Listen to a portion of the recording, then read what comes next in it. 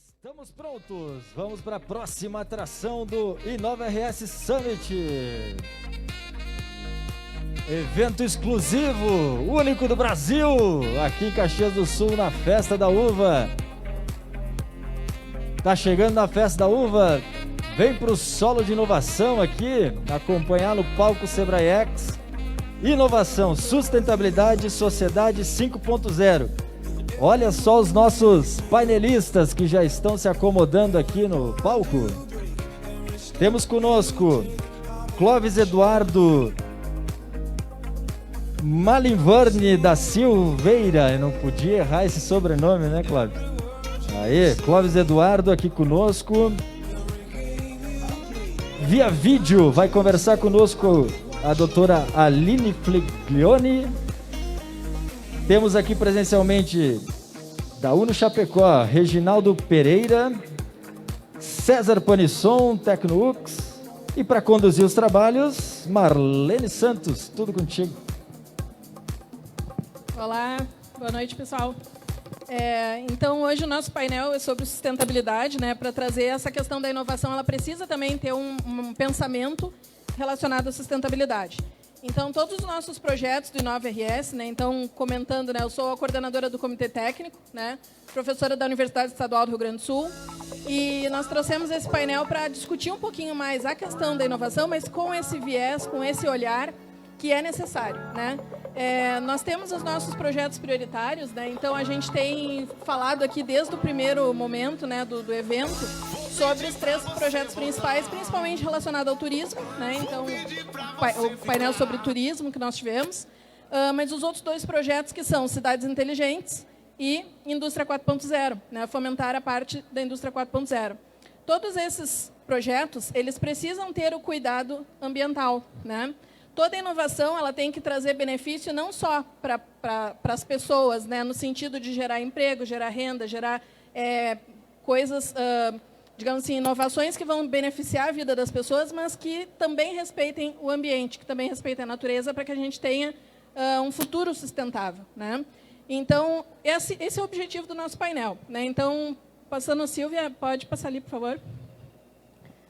Então, por exemplo, né, trazendo um pouquinho do exemplo do que a gente está falando, quando a gente fala em turismo, né, o evento aqui é um evento turístico, é muito legal a gente receber pessoas de todo o país, inclusive, né, todo o estado, de várias cidades, mas todo evento turístico, as movimentações de pessoas, né, ela tem que ter esse cuidado, né? Então, quando a gente fala ali do projeto do Inova, a gente tem todas essas pessoas envolvidas, né? A gente tem a quádrupla hélice, né? Então, essa é a nossa estrutura de trabalho, né? Então, a gente trabalha com o Conselho Consultivo, né, e o Núcleo do Inova, que são da SICT, né, da Secretaria de Ciência e Tecnologia, e a mesa gestora do Inova, né? Então, a mesa do Inova na Serra é quem vai tomar as decisões. Então, a gente trabalha em cima dos projetos e leva para a mesa.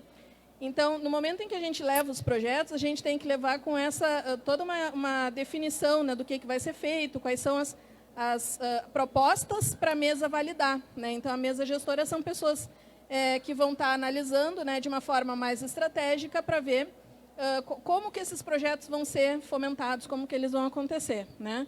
Então, nós temos um comitê estratégico que vai ver os projetos, né, de forma mais estratégica, e o comitê técnico, né, que eu sou coordenadora, para a gente analisar tecnicamente os projetos na parte de execução, como que a gente vai levantar dados, como que a gente vai executar os projetos, né, montar eles na sua parte técnica. E nós temos os GITs, né, os nossos gestores de inovação e tecnologia, né, que temos aqui a Silvia e o César, né, que são as peças fundamentais aí para fazer todo esse sistema acontecer, né? Então, dentro desses 3 grupos de trabalho que a gente estava trabalhando ali, né, dos projetos prioritários, veio essa ideia, né, de trazer a 4ª pá da hélice, porque a gente estava falando muito em quádrupla hélice, na realidade ela não é quádrupla, ela é quíntupla. Né? Então, a gente tem, sim, que participação da academia, da sociedade civil, né? Dos empresários, né? Do empresariado, tá? E precisamos também do governo, mas tudo isso tem que ter um suporte na área de sustentabilidade. Então, por isso, a 5ª hélice. Então, nossos ecossistemas, todos aqui no Rio Grande do Sul, né? A gente tem 8 ecossistemas, o nosso, né? Serra e Hortênsias, a gente tem todos esses municípios aqui da Serra, né, região também dos vales de cima da Serra, né, e Hortênsias. E é uma região muito rica turisticamente, né? Então, por isso que um dos projetos prioritários foi definido como projeto de turismo, né? E as outras 2 áreas que foram definidas como muito importantes, né, que a gente conseguiu fazer esse mapeamento, que é a indústria, que é muito forte aqui na nossa região, né, principalmente Caxias, né, e toda a região da Serra que é muito forte na indústria, e a parte de cidades inteligentes. Como que a gente vai fazer com que as nossas cidades tenham esse crescimento, esse suporte, né, de uma forma inteligente? Tanto em logística, né, em relação ao ambiente que a gente tem nas cidades e uma série de questões para fazer a vida das pessoas melhor.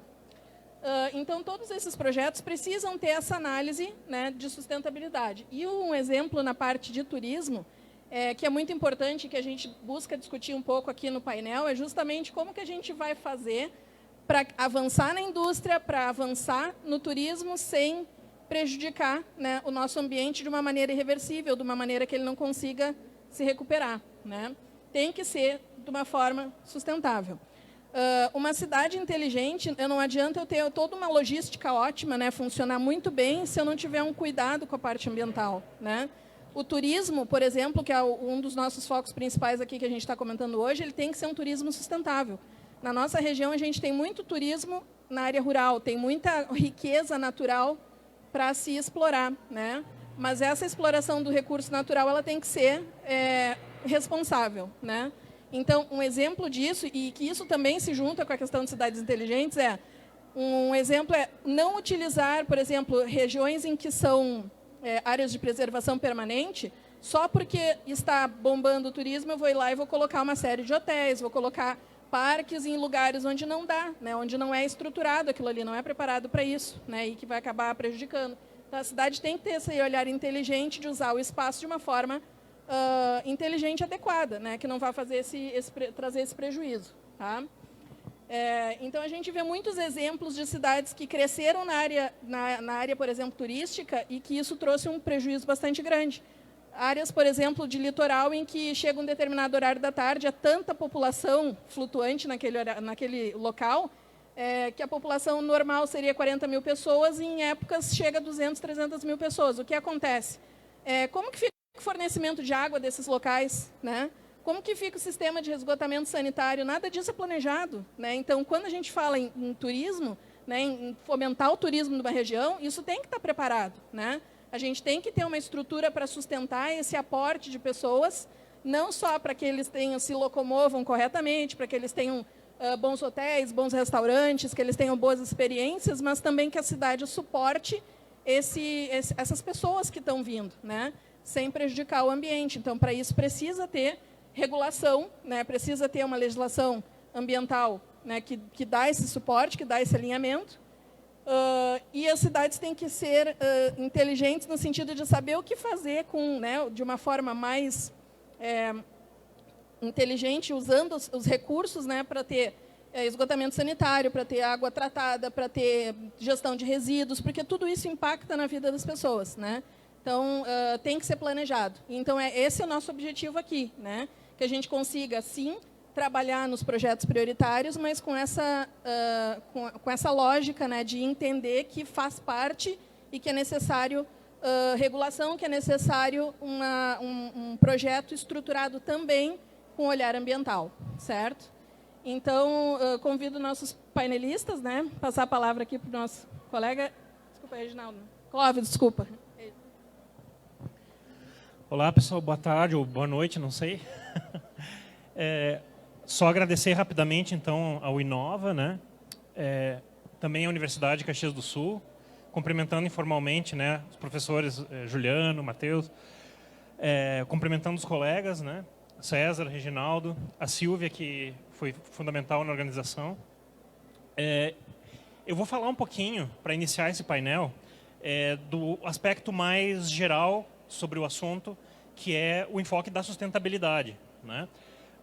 E mostrar como, na questão da sustentabilidade, nós podemos acoplar nesse pequeno histórico, né, brevíssimo histórico que eu quero fazer da sustentabilidade, e ver como que se acopla a questão da sustentabilidade empresarial e da inovação e todos os assuntos que nós estamos tratando aqui nesse grande evento. Tá? Então, vou passar aqui, então. Então, essa história, né, eu queria fazer, veja, uma recapitulação relâmpago, mas eu quero mostrar para vocês, em cada período histórico, o que nós podemos e devemos aproveitar como contexto no qual nós vamos discutir inovação. Né? Primeiro seria a fundação da disciplina Ecologia, em 1869, por Ernest Haeckel. Né? Primeiro a questão do meio ambiente. O conceito de meio ambiente vem dali. É o ambiente em que os organismos vivem. Então, enquanto a biologia trabalhava os organismos isoladamente, com a ecologia passa a trabalhar os organismos no contexto. Né? E nós temos aqui, além da preocupação com o meio ambiente, com a sustentabilidade ambiental que vem daí, do ponto de vista mais orgânico propriamente, nós temos uma questão aqui de fundamental importância para a inovação, que é epistemológica, que é o pensamento ecológico. É a ecologia como episteme.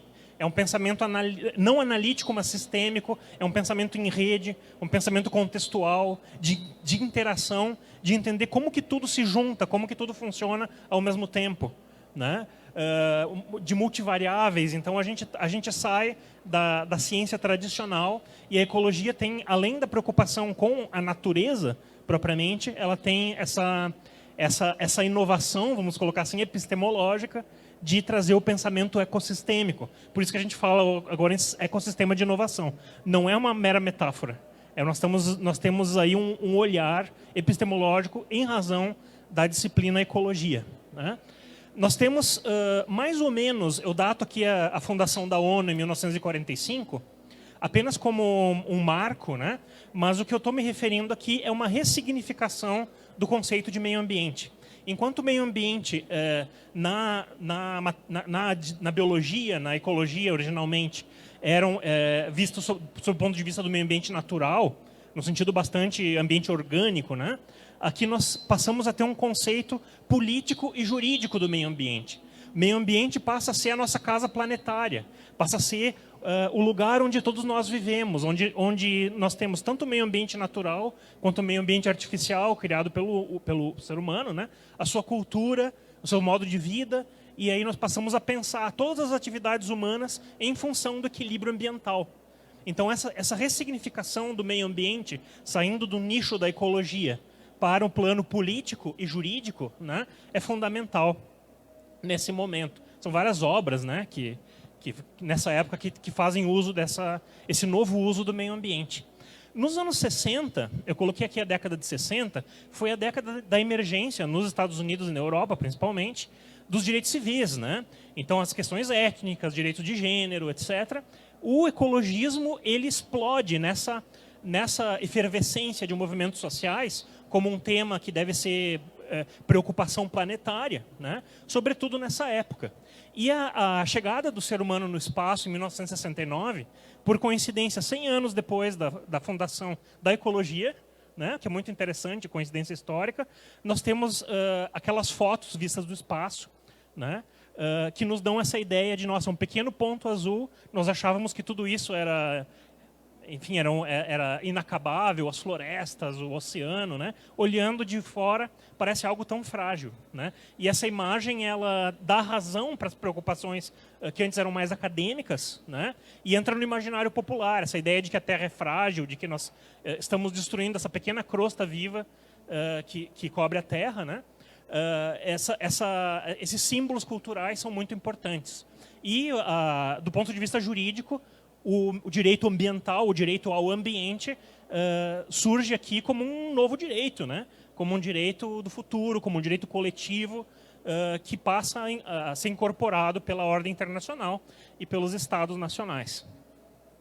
Então, nós temos a primeira grande conferência, a maior conferência da ONU até então, sobre qualquer assunto, que é a Conferência de Estocolmo, em 72, onde a questão ambiental, né, o meio ambiente, ele se torna uma agenda global. Eu não vou cansar vocês com os documentos jurídicos que surgiram dessa conferência, mas eu vou falar no sentido assim, mais político. A maior consequência da Conferência de Estocolmo foi que os Estados-membros, que foram 110 participantes aqui, né, incorporaram durante pouco mais de 10 anos, né, a agenda ambiental na sua ordem pública, né? Então, nós passamos a ter Ministério do Meio Ambiente, ou secretarias de meio ambiente, ou agências ambientais, seja qual for o nome, mas ramos da administração pública dedicados especificamente à questão ambiental em praticamente todos os países do mundo. Né? Isso não é pouca coisa. Então, a agenda ambiental ela se torna um centro da agenda de Estado e da sociedade, por conseguinte. Né? Então, isso decorre da Conferência de Estocolmo. Em Estocolmo, em 72, houve uma discussão muito grande sobre o que seria desenvolvimento sustentável. Ou melhor, naquela época eles falavam ecodesenvolvimento. E essa discussão, efetivamente, nós tínhamos dois grupos principais, né? Um mais preservacionista, de países mais ricos, principalmente, e um mais de países subdesenvolvidos ou em desenvolvimento, que colocavam a questão do crescimento econômico como uma prioridade, combate à fome, etc., e queriam normas ambientais mais brandas. Então, existia uma divergência muito grande sobre o que seria um desenvolvimento, enfim, que atendesse à questão ecológica e à questão ambiental de modo geral. Isso nunca se resolveu até hoje, evidentemente, né? É uma arena de discussões, mas o que a ONU fez, né? E aqui sem fazer juízo de valor, o que a ONU fez foi criar ou determinar a criação de uma comissão para debater o assunto e criar uma espécie de visão de mínimo denominador comum sobre o que seria o tal do desenvolvimento sustentável. Né? Essa foi a Comissão Brundtland, formada em 1983 e que produziu o seu resultado em 1986. A Comissão Brundtland, comissão de políticos e cientistas, ela foi conduzida, chefiada pela primeira-ministra da Noruega, que é a Gro Harlem Brundtland, e aí vem o nosso relatório Brundtland de 86, publicado em todos os idiomas em 87, né, e que vem trazer a noção de desenvolvimento sustentável. É bem vaga, mas já traz algumas coisas. O que é o desenvolvimento sustentável? É aquele que se preocupa com as futuras gerações. As futuras gerações têm que receber as mesmas condições de pensarem o seu desenvolvimento da sua maneira. Nós não podemos decidir por elas, mas elas têm que ter as condições mínimas de fazer elas próprias, as gerações futuras, a sua discussão sobre o que é desenvolvimento, tendo as condições básicas materiais para isso. Isso seria o tal do desenvolvimento sustentável. E uma metáfora. Temos que ter uma metáfora bastante popular, algo simples, um símbolo, para falar em desenvolvimento sustentável. É o tripé. Né? Então, temos ali o tripé da câmera. Né? Tá todo mundo vendo, com duas pernas não para. Né? Não para em pé. O tripé é econômico, social e ambiental. Isso até hoje ainda não saiu do imaginário popular, a gente se assenta no ambiental. Existem várias outros símbolos, né, mas esse tripé, ele, digamos, ainda é a base, né, um equilíbrio entre crescimento ou desenvolvimento econômico, né, entre justiça social, distribuição de benefícios sociais, né, trabalho, saúde, educação, e um outro tripé, que é o meio ambiente. Né? Então, vem do relatório Brundtland. No Brasil, em 88, nós temos a constitucionalização do meio ambiente. Então, nós temos um capítulo, que é um artigo, mas é um artigo longo, né?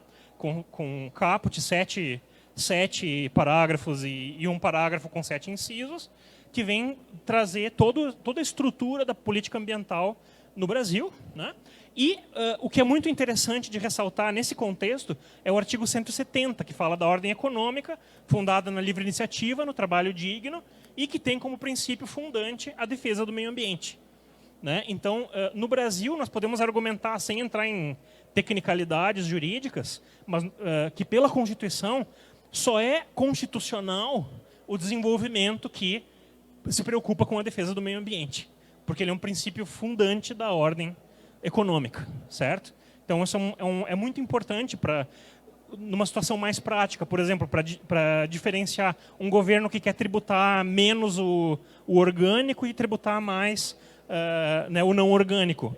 Isso é constitucional em razão do artigo 170. Não fere o princípio da impessoalidade ou qualquer outro princípio. Então, isso é fundamental para nós. Em 92, nós temos a Rio 92, de novo, a maior conferência da ONU até então, né? Que teve a participação de 172 estados e 1.400 ONGs, mais de, né? Foco, mudanças climáticas, começou ali, foi o acordo, a Convenção sobre Mudanças Climáticas, que depois veio resultar no Protocolo de Quioto, no Acordo de Paris, na COP21. Né? Então, uma conferência por ano na questão do clima. Desde 92, nós temos a biodiversidade, temos a Convenção de Biodiversidade, a CDB, né, que vai trazer conferências bianuais, né, e vai tratar da proteção da biodiversidade ecossistêmica, de espécies e genética. Né? Então, todo esse aparato decorre da Rio 92. Questão de resíduos, questão de energia, poluentes orgânicos persistentes, tudo a partir da Conferência do Rio. Né? A Agenda 21, ali na Agenda 21 é muito interessante, porque nós temos um documento de soft law, que não é coercitivo, né? não tem enforcement, mas é um documento orientador. E nesse documento orientador, na Agenda 21, aparece ciência e tecnologia, aparece empreendedorismo, aparece o papel dos diversos grupos sociais, né? O papel dos agricultores, o papel dos empresários, o papel dos pesquisadores. Tudo está na Agenda 21, o reconhecimento da importância de cada um desses setores, né? Desses grupos sociais. Não sei se eu passei... Não, está certo. Aí, em 2000, né, nós temos os Objetivos de Desenvolvimento do Milênio. As Nações Unidas pactuam 8 objetivos para serem atingidos em 15 anos, né, que são os Objetivos do Desenvolvimento do Milênio, Resolução 55 da ONU. 191 países pactuaram, e isso no contexto da Declaração do Milênio. Né? São 21 metas de 8 objetivos, vamos lá, 8 objetivos, 21 metas e 60 indicadores para avaliar estas metas. Então, o começo da preocupação das Nações Unidas em estabelecer critérios para determinar o que é desenvolvimento sustentável. Vejam como isso é lento, né? Como é complicado e controverso. Os países produzem relatórios, produziam, né, naquela época. Depois vem os ODS, né? Mas na época dos ODMs havia relatórios governamentais e algumas metas atingidas, outras não. Não podemos considerar que foi um total fracasso, mas também foi muito longe do que se esperava alcançar. Né? Aí nós temos, em 2004, muito interessante, né? Um documento de recomendações ao setor financeiro, né? Ou feito por instituições do setor financeiro, para integrar critérios ambientais, sociais e de governança na análise, gestão de ativos e corretagem de valores imobiliários. Esse documento, Who Care Wins, né? Quem se preocupa vence, né? Foi onde surgiu o ESG, né? Environmental, Social and Governance, né? Que é o que todo setor empresarial hoje tem que se preocupar, né? De alguma maneira. Então, assinam esse documento, produzem esse documento 20 empresas do setor financeiro que, somadas, na época, né, movimentavam, somadas as 26 trilhões de dólares, né, apenas para mostrar a representatividade desse documento. Isso foi uma solicitação, foi um pedido, foi um clamor do secretário-geral da ONU, Kofi Annan, na época, que tentou provocar o setor financeiro para que falasse sobre a questão ambiental. Então, nós temos até apagou algumas... Não sei por que apagou alguns escritos ali, mas os 3 critérios, né, ambiental, social e governança.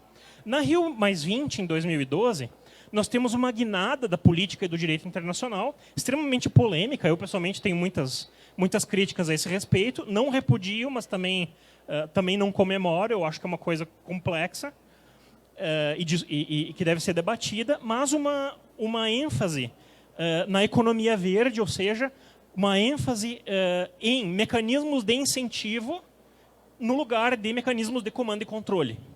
Né? Então, a ideia é nós temos que promover a sustentabilidade envolvendo o interesse da sociedade civil, sobretudo da economia, das empresas e do setor financeiro. Temos que tornar isso interessante e através de normas que não atribuem responsabilidades e sanções, e sim prêmios, né? Então, essa ideia da sanção premial, por exemplo, um instrumento fundamental que nós temos, o pagamento por serviços ambientais. Então, é claro que isso já existia antes, mas nós temos uma guinada política muito forte nessa direção, né? E a economia verde entra em cena com muita força, né? Aí iniciou também um painel intergovernamental para a criação da Agenda 2030, né, e dos Objetivos de Desenvolvimento Sustentável, os ODS. Bom, deixa eu passar aqui. Em 2015, na Assembleia Geral da ONU, com 193 países signatários, a gente tem a Agenda 2030 para o Desenvolvimento Sustentável. Certo? Na Agenda 2030, nós temos os 17 ODS, né, que todo mundo conhece. Os 17 ODS são um pacto da ONU, como eu falei, 193 países signatários, são os 17 objetivos a serem atingidos entre 2015 e 2030. Até 2030, atingi-los todos, certo? São 169 metas. Então, 17 ODS, cada ODS dividido em metas, né? O objetivo mais genérico, a meta mais específica e o indicador daí, o indicador para avaliar se a meta foi ou não cumprida. Nós no Brasil nós temos, né, uma política de promoção da Agenda 2030 em 2021 e antes disso o IPEA e o IBGE fizeram um trabalho de acoplamento dos ODS para a realidade brasileira, adaptando os ODS, né? Então, para nós, as 169 metas, 2 não fazem sentido para o nosso território e nós acrescentamos 7. Então, para nós não são 169 metas, são 175. Né? Essas 175 metas, nós temos aí uma porção de indicadores também, produzidos pelo IPEA e pelo IBGE, para avaliar se as políticas de governança, né, porque governamentais e do setor privado, em conjunto, né, estão conseguindo cumprir com essas metas dos ODS. Então, aí os 17 ODS. E esse desenho que eu acho muito interessante, que o ODS 17, né, que é paz, na verdade, os instrumentos, né, a parte instrumental. Então, os instrumentos para efetivar os ODS, eles são o eixo. Né? Então, nós temos 4 ODS que se referem à biosfera, naquele tripé. Né? Temos ali quantos? 8 que se referem à sociedade e temos 4 que se referem especificamente à economia. Né? Tentando enquadrar os 17 ODS no tripé do relatório Brundtland, nós teríamos 4, 8 e 4. Né? E um 17º que é instrumental, é o como. Né? Então, essa seria a estruturação dos ODS. No Fórum Econômico Mundial de Davos de 2016, ele se chamou, o evento, Os Desafios da Quarta Revolução Industrial. Aí entra a questão da Quarta Revolução Industrial, da Indústria 4.0, né? E no livro do Klaus Schwab, que é o presidente do Fórum Econômico Mundial, as mega tendências físicas, né? Veículos autônomos, impressão 3D, robótica avançada, novos materiais, tendências digitais, internet das coisas, inteligência artificial, big data, e tendências biológicas, edição genética, produção de fármacos avançados, né, de medicamentos a partir da biodiversidade. Então, temos esse discurso também, que, digamos, ele é recebido a partir da economia pela política, né, pela política ambiental mundial. Então, aqui nós temos apenas como uma simbologia, né, a entrada do setor financeiro de cabeça na questão do ESG. Né? Então, as famosas cartas que o Larry Flink, né, o Larry Flink, gestor da BlackRock. Então, a BlackRock movimenta hoje 9 trilhões, tem 9 trilhões de ativos sob gestão. Né? A maior financeira global. Né? E as cartas do Larry Flink, de 2020 e de 2021, a tradicional carta anual aos acionistas, né, lança esse propósito de cada vez mais tornar o ESG um parâmetro para avaliação de investimentos, né? Então, todo investimento tende a passar pelo crivo do ESG a partir de agora, na medida em que a BlackRock e mais outros 20 ou 30 fundos compõem praticamente toda a economia global, passa por ali, né? Então, o ESG se torna um critério fundamental para a tomada de decisões de investimento. E, com isso, inevitavelmente, toda a economia é obrigada a interagir com isso, a se adequar de alguma maneira, né? Coloquei o plano quinquenal chinês de 2021 a 2025, né? Ele é de 2020, né? O plano quinquenal. Ênfase do plano quinquenal chinês: economia, inovação e meio ambiente. Esses são os planos. Objetivo: prosperidade com qualidade do crescimento. Nós temos aqui apenas alguns exemplos, alguns dados sobre a China. O investimento em ciência e tecnologia. Professor Juliano, investimento em ciência e tecnologia da China, vejam o gráfico, entre 95 e 2020. Né? E eles acham que isso daqui é pouco, portanto, o plano quinquenal ele vai fazer isso aqui com a curva. Né? Nós temos ali, em 2020, 2,4% do PIB, né? Do GDP, do PIB. 2,4% investido em ciência e tecnologia. Matriz energética da China. Ali embaixo nós temos a matriz não fóssil. Tá? Então, aquilo ali é, até 2018, ali o dado em azul, né?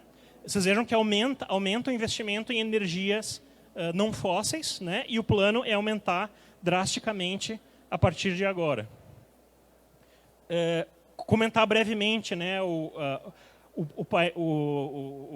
reporte, né, do IPCC sobre as mudanças climáticas, o mais alarmista de todos, né, no bom sentido, o que causa torna inevitável o tema das mudanças climáticas para todo mundo, né?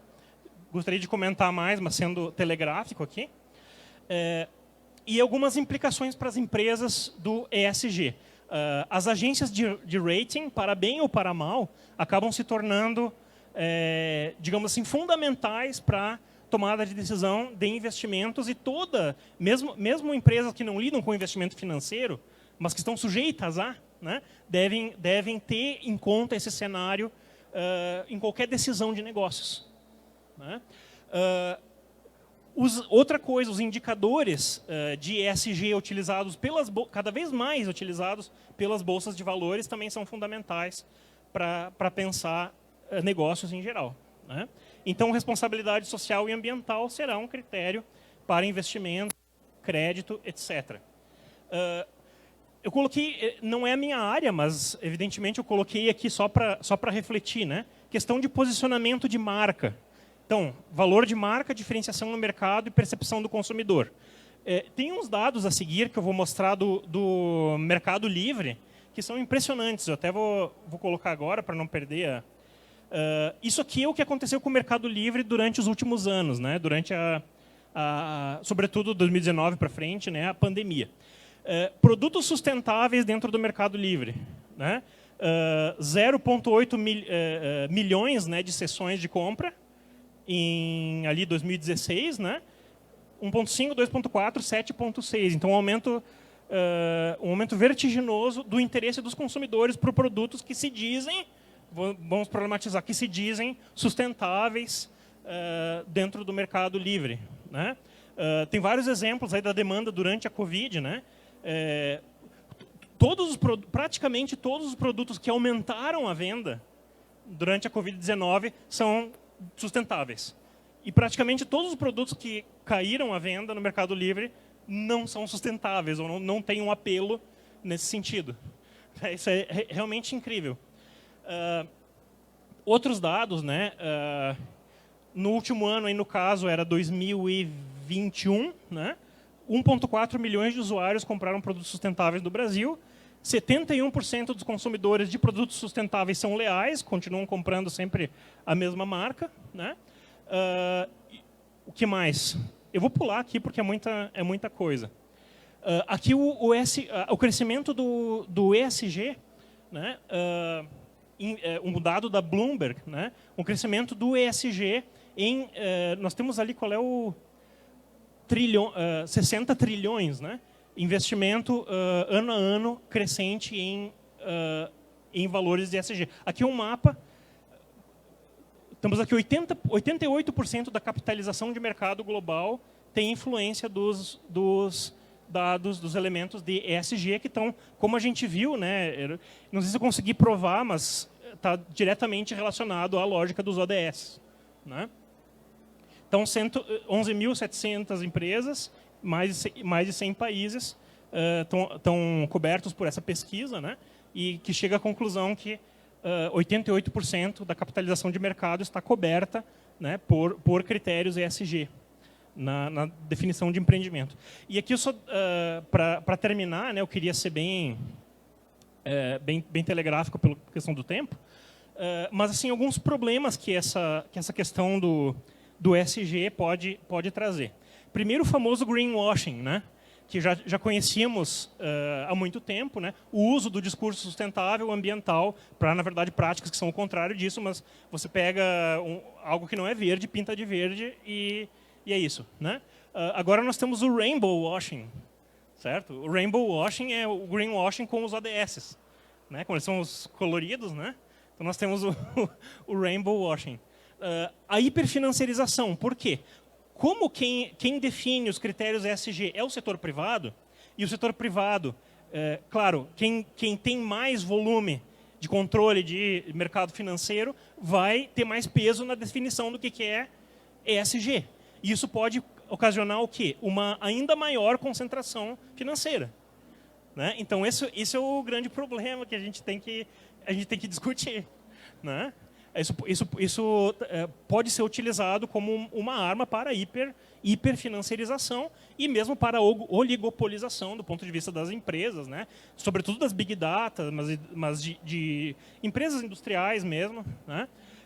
E o critério ESG ele pode ser uma maneira de espancar negócios menores, né, pelas grandes. Então, isso é uma coisa a ser discutida. A questão que sempre se discute na questão da indústria 4.0, né, a questão do desemprego, né, que isso pode ocasionar ou não, as questões bioéticas envolvidas, por exemplo, com edição genética, com essas novas tecnologias, que aí vão ter que ser avaliadas pelo ESG e como é que faz. Né? Quem que decide se é eticamente correto fazer edição genética do gene, por exemplo, de uma criança para que ela não tenha uma doença X, para que ela não tenha Alzheimer. Né? Quais são os limites éticos disso? Quem que vai definir? Né? Se o ESG, os critérios ESG são definidos pelo setor privado, sobretudo pelo setor financeiro, acima de tudo, né? É complicado. Né? Quer dizer, é muito poder nas mãos de pouca gente. Então, isso é uma discussão que tem que ser feita também. Né? E a questão mesmo, envolvendo tudo isso, né, da sustentabilidade ecológica. Então, dando um exemplo muito simples, que já é um exemplo cansado, mas é extremamente atual. Né? Enquanto as grandes montadoras estão brigando se é melhor o carro fóssil ou se é melhor o elétrico, ninguém pensa na evolução do transporte público. Né? Então, essa questão da sustentabilidade, ela, na medida em que esses parâmetros de sustentabilidade que tomaram conta do mundo dos negócios, na medida em que esses parâmetros, digamos assim, não está claro quais são as regras, quais são os critérios, né? E existe uma pluralidade de índices, de indicadores que as bolsas de valores estão usando e tal. Nós tiramos essa discussão da esfera pública. Então, isso é algo... E vejam, estou dando uma visão definitiva, mas é um problema a ser discutido. Né? Então, isso que eu queria apresentar. Depois, a apresentação do professor Reginaldo, que já conversamos um pouquinho, muito pouco, sobre o assunto, mas eu sei que vai falar da gestão da governança do risco e tal, e vai ser uma boa continuação para a minha fala aqui. Então, é isso, pessoal, uma visão panorâmica para a gente continuar discutindo. Muito obrigado. Obrigado, Dr. Clóvis. Então, agora nós teremos a apresentação da doutora Aline Figlioli, que ela é consultora na gestão de ambientes de inovação, então ela não pôde participar presencialmente, nós vamos apresentar um vídeo em que ela apresenta um case, tá, de inovação e sustentabilidade de comunidades com experiências culturais e de artefatos locais, exemplos de projetos e produtos na África. Tá?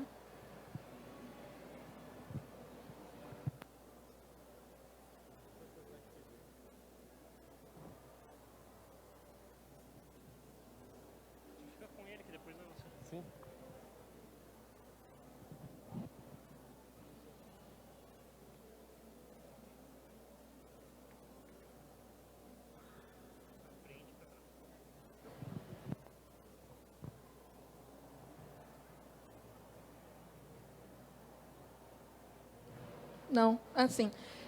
Só um momentinho, pessoal, já vamos colocar o vídeo. Enquanto isso, comentar um pouquinho, né, essa fala do Dr. Clóvis, ela é muito interessante, né, dentro daquilo que a gente vinha falando, né, a questão da regulação do direito, né, tem determinados momentos que parece que a legislação, as empresas estão querendo mais do que a legislação está definindo, né, e mesmo assim, às vezes acaba ficando solto e precisamos, então, pensar numa atualização também das legislações, das regulações, né? Porque conforme vai aumentando a tecnologia, vai aumentando a capacidade das empresas de oferecer produtos e serviços mais sustentáveis e também das empresas de impactarem menos. Então, se as empresas melhoram, a gente tem condições de ir aumentando a régua, né? Então, esse aumento da régua também é importante. Só que, como comentou, né, as empresas menores acabam não estando preparadas para esse aumento de régua e que vai acabar impactando. Então, isso a gente percebe também na nossa região, e esse é um dos temas que nos levou a trabalhar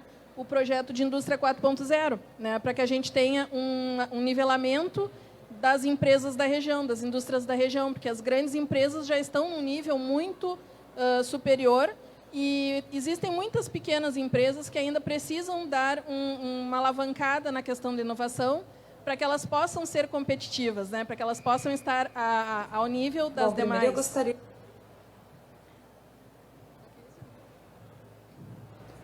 Bom, primeiro eu gostaria de agradecer. Agora nós vamos passar o vídeo, então.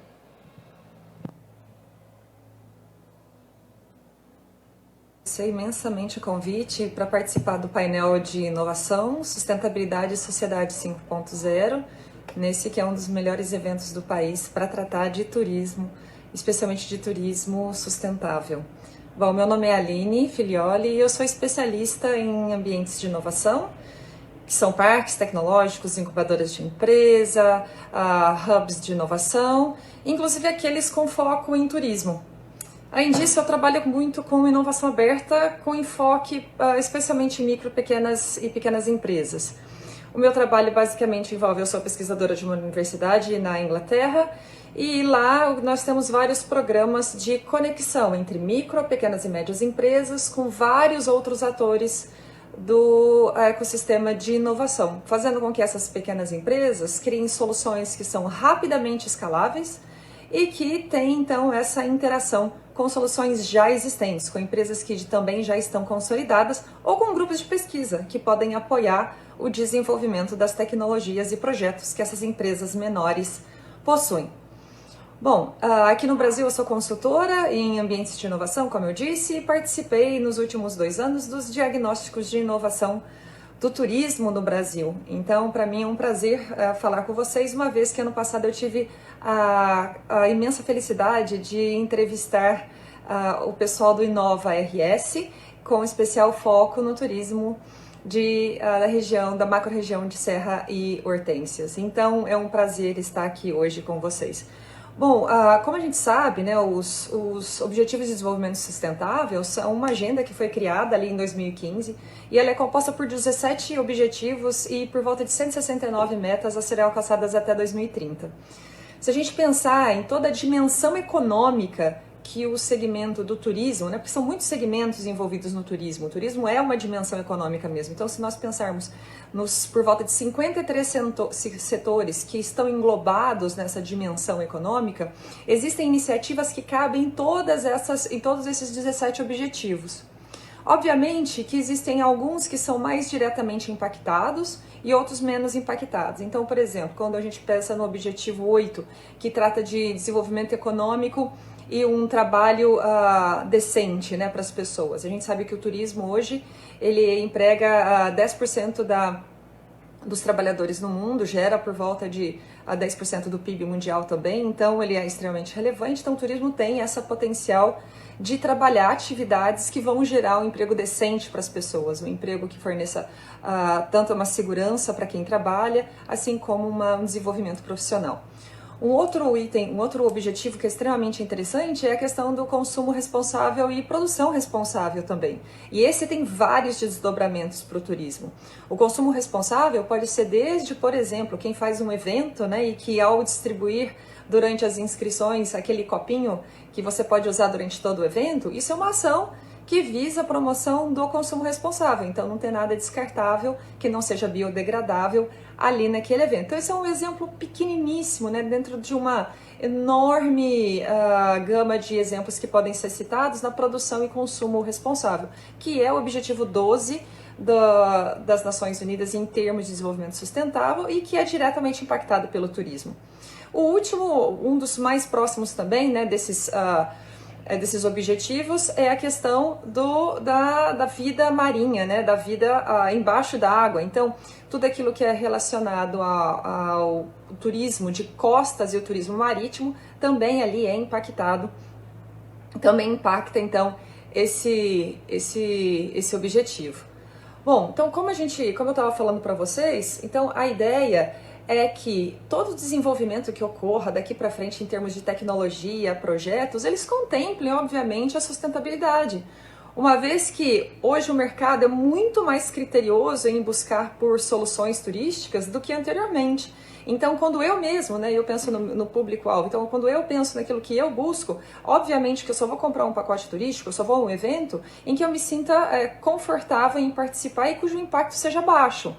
Eu não posso pensar que eu vou num evento e que aquele evento vai causar um impacto profundo ali naquela comunidade onde se encontra a cidade que vai recebê-lo. Então essa ideia de que o evento ele precisa contribuir, também contribuir para a sustentabilidade, ele é fundamental. Agora pensa o seguinte, a sustentabilidade ela não pode também só estar vinculada à empresa foco que a gente está analisando. Então imagine, eu sou uma empresa que faz eventos, então eu contrato fornecedores. Todos esses fornecedores são minha responsabilidade também. Então eu vou precisar, de alguma forma, controlar aquilo que esses fornecedores me entregam em termos de, será que esses funcionários que estão entregando esses produtos para mim deste fornecedor são contratados de forma digna? Será que esses produtos, esses serviços que eu estou recebendo, eles são realizados de forma a impactar o mínimo o meio ambiente? Ou, na verdade, devolver ao meio ambiente agora que a sustentabilidade ela não pode ser considerada apenas algo que a empresa foco ela desenvolve, mas ela precisa ser então um conceito que se expande aos fornecedores daquela empresa. Além disso, mais do que isso, né, nesse novo pensamento, quando a gente olha para a inovação, a gente sabe que a inovação hoje ela acontece muito além das fronteiras da empresa. A inovação e esse novo paradigma de desenvolvimento tecnológico chamado de inovação aberta, Open Innovation, que vai ser tratado também em um painel aqui deste evento. A inovação aberta ela é fundamental para que empresas desenvolvam parcerias estratégicas visando a inovação nos seus negócios e, portanto, essas empresas elas permitem que tecnologias externas, conhecimentos externos e projetos externos sejam internalizados à empresa para que ela possa, então, desenvolver os seus produtos e aquela tecnologia que a empresa desenvolve e que não tem interesse também seja partilhada, seja compartilhada com o mundo exterior. Não conseguiu finalizar o download.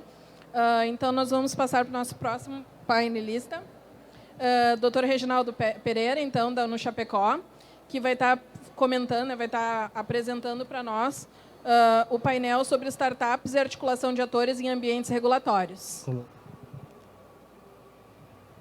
Alô, alô. Oi. Boa tarde a todas e boa tarde a todos. Eu sou de onde eu falo, né? Eu sou professor da Universidade Comunitária Regional de Chapecó, né? Sou professor de Direito, do curso de Direito, do curso de mestrado em Direito, né? O nosso mestrado ele tem uma forte vinculação com o setor de inovação da universidade, né? Principalmente com o parque tecnológico. Tá? Então, esse é o meu local de fala, né, sobre o que a gente vai falar aqui. E eu venho desde do doutorado pesquisando a questão daquilo que a gente já pode falar hoje, que seria o início de um direito da inovação. Tá? Ou seja, como que a gente estabeleceria critérios, tá, de regulação adequados, né, adequados no sentido de que promovam a inovação. Tá? Quer dizer, o direito nunca vai promover a inovação, né, porque o direito sempre está atrás do fato. Né? Concorda, né, Clóvis? Que deixa a inovação, né, ser promovida pelos agentes daquilo que chamamos de hélices, ou os agentes da inovação aberta, e, ao mesmo tempo, que assegure um ambiente seguro, né? Seguro sob o ponto de vista regulatório, sob o ponto de vista das responsabilidades, né? E também sob o ponto de vista, e principalmente sob o ponto de vista social e ambiental, né? Porque há esse lado ligado à inovação, né, que precisa ser falado no evento que trata de inovação. Né? Muitas vezes, inovações causam problemas. Né? E esses problemas acabam repercutindo, né, de uma maneira não querida, né, não como queria que fosse repercutindo, né, e causando uma série de problemas. Então, esse direito da inovação trabalharia nesse viés. Tá? Mas eu vou, nessa palestra, tá? Nessa fala curta aqui, focar principalmente na questão ligada à sustentabilidade, que é o papel, né? O papel desse painel aqui. É tratar da sustentabilidade na inovação, né? E eu vinha e preparei uma apresentação que pensei em preparar uma apresentação que conversasse com aquilo que o Clóvis, né, já falou, né, sobre toda essa caminhada, essa construção daquilo que a gente chama de sustentabilidade hoje, né? Então, a minha fala, ela, né, mais ou menos vai se centrar nesse aspecto aqui, né? Inovação, sustentabilidade e responsabilidade, que se aplica, sim, é claro, né, a todo o ambiente legislativo e regulamentar que está sendo criado no Brasil em torno das startups, né? Desde antes, né?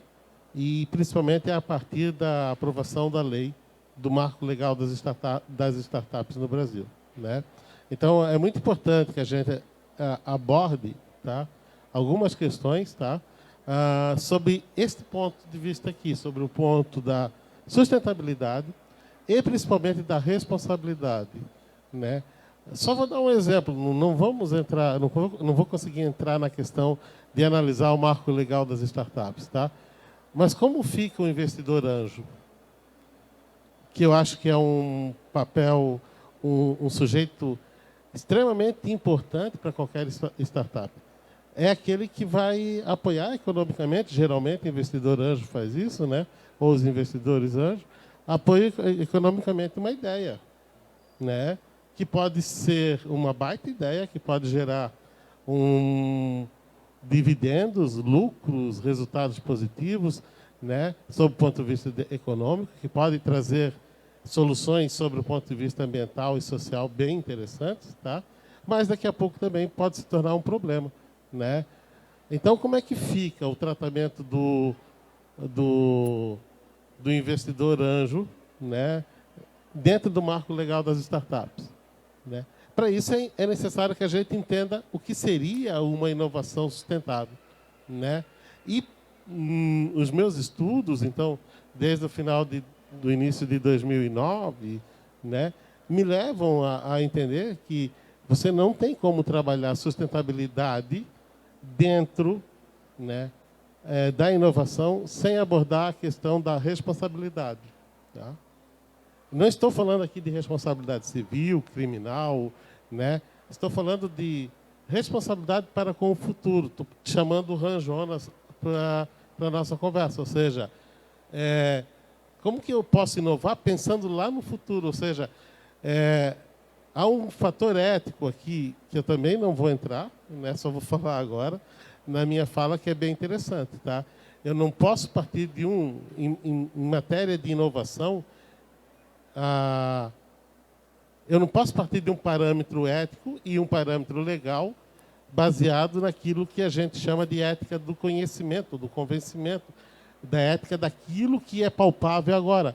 Eu tenho que pensar a partir de um padrão ético e a partir de um padrão legal que projete para o futuro os resultados daquilo que eu estou pensando agora. Né? E já vou dizer por quê. Porque eu, antes de vir para cá, né, eu fui conhecer o parque, que eu não conhecia, parabéns. O Parque da Festa da Uva é simplesmente muito interessante. E eu passei em vários estantes e passei por um equipamento. Eu acho que era uma nova forma, enfim, era um implemento para caminhão de uma empresa aqui da região, né? Novo, está em exposição aqui em cima, está escrito assim: só inova quem anda, né? É o nome da empresa, não vou dizer qual é, né? Mas está escrito assim: só inova quem anda. E realmente acertaram assim no chavão, na palavra, na frase. Né? Só inova quem anda. Inovação é algo que você projeta para frente. Você não inova indo dando um passo atrás. Você necessariamente tem que dar um passo à frente para inovar. Né? E esse passo à frente é um passo necessário, né? Necessariamente rumo a algo que você não tem noção exata do que vai dar. Né? Eu não posso inovar, né, achando que aquilo vai chegar em tal resultado, em tal tempo. Não. Né? Realmente, inovação tem esse caráter de lançamento ou de se jogar para o futuro, de pensar algo novo, né, que pode trazer consequências benéficas ou não. Então, um critério da responsabilidade, eu acho que é um critério bem interessante para a gente pensar em sustentabilidade. Né? Então, vamos pensar uma inovação sustentável, então vamos a partir do critério de sustentabilidade. Tá?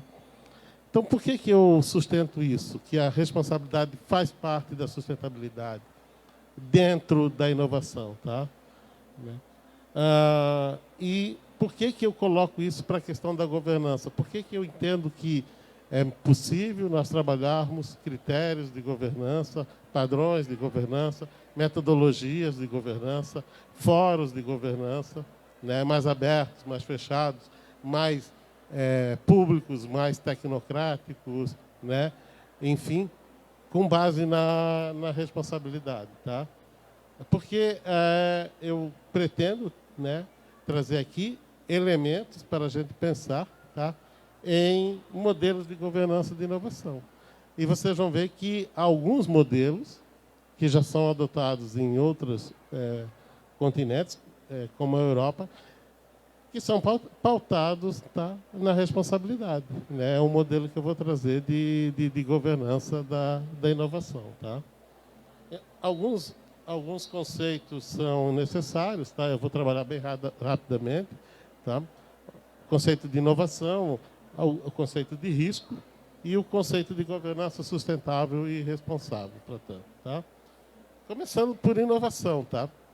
Quando eu falo para vocês que inovação é algo que se projeta para o futuro, né, eu me apoio em vários autores. Tá? E trouxe aqui dois do meio mesmo. Assim, né? Olha bem, inovação é o processo de transformar as oportunidades em novas ideias que tenham amplo uso prático. Tá? E inovação é a boa exploração de novas ideias. Os dois conceitos... Oi. Tá. os dois conceitos, tá? Eles passam pela essa noção de que você transforma algo, né, do plano imaterial, né, que está aqui na cabeça de alguém, ou de vários atores, em algo palpável, né, em algo que pode ser explorado comercialmente, inclusive, né? No sentido jurídico, se nós pegarmos, tá, o conceito da Lei 10.973, de 2004, a famosa Lei do Bem, tá?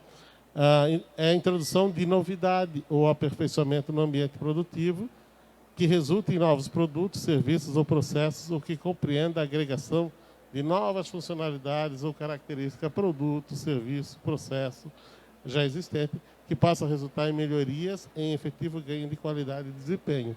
Então, notem bem, tá? O próprio conceito jurídico de inovação, eu eu tirei da apresentação o conceito da OCDE de inovação, do Manual de Oslo, né? Mas eu trouxe o conceito jurídico brasileiro, trata também dessa novidade, de algo novo, de algo introduzido em um ambiente, tá? Em um determinado ambiente. Tá? Na atualidade, a inovação ela é crucial, né, para o desenvolvimento econômico e social das sociedades. Por quê? Porque nós somos caracterizados por muitos autores como sociedades do conhecimento, né? Então, o grande ativo das sociedades atuais é gerar conhecimento. Então, o conhecimento virou na verdade, virou a grande mola propulsora do desenvolvimento atualmente. Então, a inovação, né, como diz Schumpeter, tá, ele é o fenômeno fundamental do desenvolvimento econômico. Tá? Então, um dos grandes economistas, tá, do século passado, né, disse isso, que a inovação, tá, é um fenômeno fundamental do desenvolvimento econômico. Tá? E a Carla Abado Gomes, uma autora portuguesa, diz que o progresso social é induzido pelo progresso econômico e este depende, em grande parte, numa sociedade cujos meios de produção são intensamente condicionados pela utilização da melhor tecnologia, da pujança da comunidade científica. Só assim, sim. Então, inovação ela é relevante justamente por isso. Tá? Porque a forma como a gente está organizando as cadeias produtivas se baseia em muita inteligência.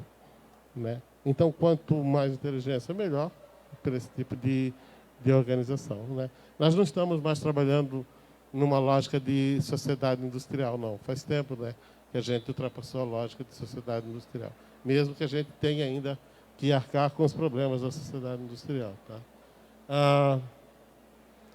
Tecnologias disruptivas e também convergência tecnológica são, né, palavras de ordem, adquiriram uma centralidade muito interessante nesse tipo de sociedade. Tá? E como ela se dá hoje? Praticamente a partir de processos de desenvolvimento e inovação. Tá? Então, o famoso PDI. E quem faz PDI? Pelo amor de Deus, quem faz PDI, né, na maior parte do mundo, quem mais faz PDI são as empresas. Tá? A OCDE fala isso. Tá? 80% de PDI no âmbito da OCDE é feito pelas empresas, financiado pelas empresas. Daí entra a universidade, né? Daí tem a questão da inovação aberta, mas assim, tem um ambiente próprio de inovação. Tá? Então não é mais o parâmetro do professor Pardal, acho que foi. Né? Inovação virou uma profissão, por favor. Então a gente tem que pensar em uma governança que leve isso em consideração. Né? E qual é um dos grandes problemas da inovação? Com certeza, para mim, é o risco. Tá? Inovação tem um nível de risco agregado. Né? Você não consegue inovar sem o mínimo de risco. Né? Então, os sistemas de governança de inovação, eles tendem a diminuir, né? Ou levar os níveis de risco a um patamar de aceitabilidade. Tá? E isso é um problema? Claro que é um problema. né? Porque você não pode expor a sociedade, o meio ambiente, às futuras gerações, tá? A nível de riscos que ultrapasse aquilo que é socialmente aceito e que será socialmente aceito lá na frente, né? E é possível criar mecanismos de governança, sim. Já criamos vários, assim, né? Eu divido eles em 2 mecanismos, tá, de governança. Um chamado de soft law, né? Baseado em autorregulação, por exemplo, normas técnicas, né? ISO, ABNT, etc., regulação, os próprios mecanismos de mercado, né? Selos daqui a pouco, né? Que atestem que aquele produto foi fabricado a partir de tais e tais critérios, inclusive de inovação, né? Padrões éticos também, e temos a nossa boa e velha regulamentação, né? E mecanismo de controle e comando, né? O Brasil passou a tratar disso com mais seriedade a partir da metade desse decênio agora, né? Principalmente com o marco legal das startups, para dar um pouco mais de segurança, né? Alguns modelos de governança, né? Compliance aplicado à gestão e governança de riscos, tá? Avaliação independente, comitês de ética, conselhos participativos, adoção de padrões técnicos, cláusulas de barreira, obrigação de notificação e também a RRI, né? Que é um modelo mais pronto, acabado, tá? De inovação, tá? A RRI é um modelo de regulamentação, uma plataforma aberta de regulamentação da inovação que foi adotada pela União Europeia, durou praticamente uma década, tá? Terminou agora nesse ano, e traz uma série de novidades em matéria de regulamentação e em matéria de governança, tá? Sim, e esses modelos possibilitam pensar em inovação sustentável, por incrível que pareça, sim, tá? Né? Só que algumas questões a gente tem que levar em consideração quando a gente realmente quer pensar em inovação e sustentabilidade. Primeira, tá? A gente tem que pensar em inovação, tá? E impacto, tá? O que seria inovação em ciência de impacto? Mais um minutinho, tá? É uma inovação preocupada com os problemas que a inovação traz para a vida das pessoas, né? Então, a gente, no meu modo de ver, tá? A gente deveria ter tanto capital investido em inovação de produção, né? E inovação de impacto, a mesma quantidade. E por incrível que pareça, inovação baseada em ciência de impacto pode sim gerar benefícios econômicos, inclusive para aqueles que atuam nesse setor, tá? E a gente tem que pensar também numa inovação mais responsável, né? Naquele sentido que eu falei lá no começo, pensando daqui, projetando os efeitos lá para frente. E isso só é possível se a gente abrir, né, para participação, né? Quanto mais participação em inovação, mais responsabilidade a gente terá em matéria de inovação, né? E daí aqui, né, era alguma coisinha que eu tinha trazido da RRI, né? Eu vou passar, né? E muito obrigado. Seria isso. Desculpem, tá, se ultrapassei o tempo.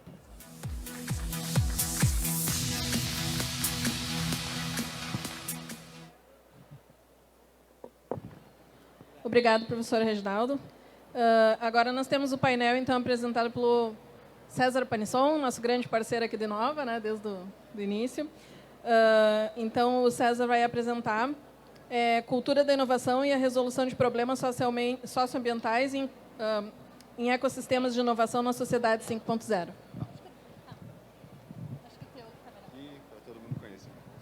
Boa noite a todos. Obrigado pela presença até aqui, obrigado pelo Sebrae, pelo espaço, obrigado à Universidade de Caxias do Sul por estar aqui presente, prestigiando, né, e ter me convidado a vir a Caxias recentemente assumir a coordenação do Tecnolux, do Parque Tecnológico. Hoje a gente vai falar, por gentileza, então, a apresentação? Ok.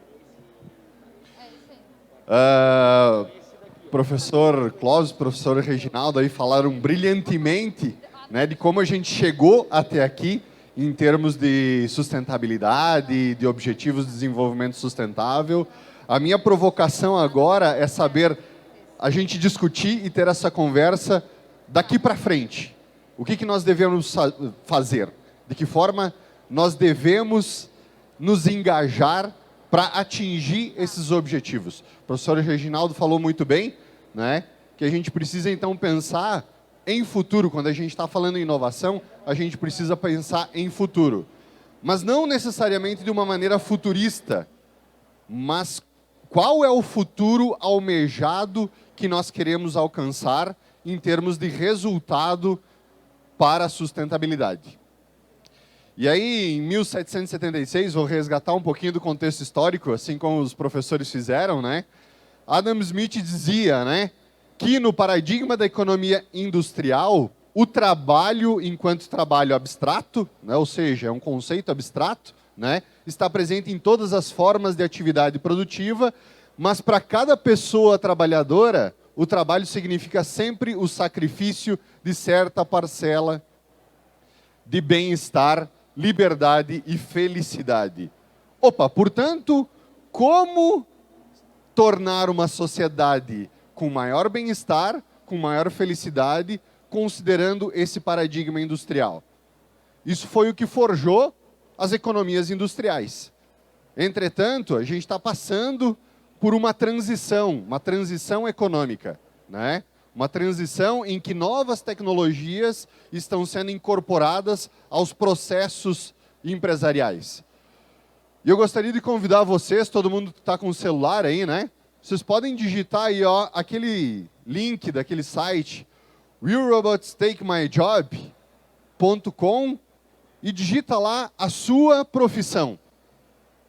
E ali vocês vão obter a resposta, o quanto que a automação, a tecnologia, pode substituir o teu trabalho. Alguém aqui é contador como eu, de formação? Ou administrador de formação? Eu coloquei contador. A grande maioria dos contadores hoje trabalham com escrituração contábil ou auditoria. Olha o risco. Nós temos aí, né, o dado que a plataforma nos respondeu foi que nós temos praticamente 1,5 milhão nos Estados Unidos de contadores fazendo escrituração contábil e auditoria, mas o risco de automação é de 93%. Ou seja, uma tecnologia pode substituir muito rapidamente, muito tranquilamente, a escrituração contábil e auditoria, né? E a resposta que a gente tem é: o cálculo de ocupação e risco de automação é de 93%. Ou seja, contadores que fazem escrituração contábil ou auditoria de uma forma automatizada, está fadado ao fracasso. Ou seja, nós estamos passando por uma transição de uma economia industrial para uma economia do conhecimento. Isso não é de agora. O pai da administração, Peter Drucker, já dizia, lá em 1969, a economia dependerá menos do trabalho, ou seja, de fatores, né, que implicam no nosso bem-estar, na nossa felicidade, né, e menos ainda do capital, ou seja, do dinheiro, mas cada vez mais do fator conhecimento. Ou seja, as empresas estão contratando já, não é mais futuro. Isso Peter Drucker falava lá em 69. Ou seja, nós já estamos na economia do conhecimento, em que as empresas não estão mais contratando mão de obra, força de trabalho. As empresas estão contratando conhecimento, competência. Ela quer saber qual é o conjunto de conhecimentos, habilidades e atitudes que você tem para proporcionar para a empresa um estágio superior de resultado. Ou seja, nós não vivemos apenas uma era de mudanças, estamos vivendo uma mudança de era. Ou seja, imagine um antes, que foi apresentado brilhantemente pelos nossos colegas, e um depois que virá. E nós estamos nesse meio, né, vivendo esses dois mundos, uma espécie de metaverso, né, onde nós vivemos uma economia industrial transitando para uma economia baseada no conhecimento. Nessa nova economia do conhecimento, então, o futuro das empresas está em transformação, com uma base gradual, né, de descontinuidade dos meios de produção, ou seja, conhecimento é o fator principal de produção, é o que agrega valor para as organizações, principalmente os novos modelos de negócios nascentes, o que a gente chama de startups, né? Ou seja, o principal fator de agregação de valor na nova economia é o conhecimento. Atrás disso virá o dinheiro, virá o capital. Ou seja, para investir em boas oportunidades de negócio baseados em conhecimento. Então, na economia do conhecimento, são as pessoas que criam valor utilizando suas capacidades cognitivas, intelectuais e emocionais. Ou seja, conhecimento não é só o que está na biblioteca. Conhecimento também é experiência, é habilidade, é capacidade cognitiva, capacidade emocional, capacidade intelectual. Tais capacidades, quando incorporadas às organizações, constituem, então, os ativos de conhecimento. E aí, os colegas contadores, ativos é aquilo que agrega valor à organização. É isso que as empresas estão contratando, estão buscando, estão capturando para os seus negócios. Isso, empresas nascentes, startups, nascem nessa nova economia e as empresas mais tradicionais estão buscando essa transição, buscando navegar nessas novas oportunidades. E aí tem um fator muito importante aqui dentro das organizações, que é a gestão do conhecimento. Ou seja, gestão do conhecimento que na sua utilização sob diferentes formas, ou seja, se eu tenho um montante de dinheiro e eu divido esse dinheiro com vocês, eu vou ficar com menos dinheiro. O conhecimento é diferente. O montante de conhecimento que eu tenho, dividindo, socializando com vocês, eu obtenho mais conhecimento. Vocês obtêm mais conhecimento. Ou seja, é um modelo de desenvolvimento totalmente diferente do modelo tradicional que nós vivemos até então, em que nós vivemos num modelo de restrição de recursos, enquanto que o conhecimento trabalha numa abordagem de riqueza. Quanto mais conhecimento compartilhado, maior é a criação de conhecimento. E aí nós temos dois autores japoneses, Nonaka e Takeuchi, não é dupla sertaneja, né? São dois cientistas que eles foram investigar na prática das empresas japonesas como é que eles construíam conhecimento. E eles desenvolveram, então, esse mecanismo, esse modelo super simples que a gente pode aplicar lá no nosso dia a dia, que começa pela socialização dos conhecimentos individuais. E esses conhecimentos, eles dividem em conhecimento tácito e conhecimento explícito. Ou seja, o conhecimento explícito é aquilo que a gente consegue explicitar, que é muito pequeno frente ao conhecimento tácito, ou seja, o conhecimento da nossa experiência, que é muito difícil a gente expressar, mas que carrega da nossa história, né?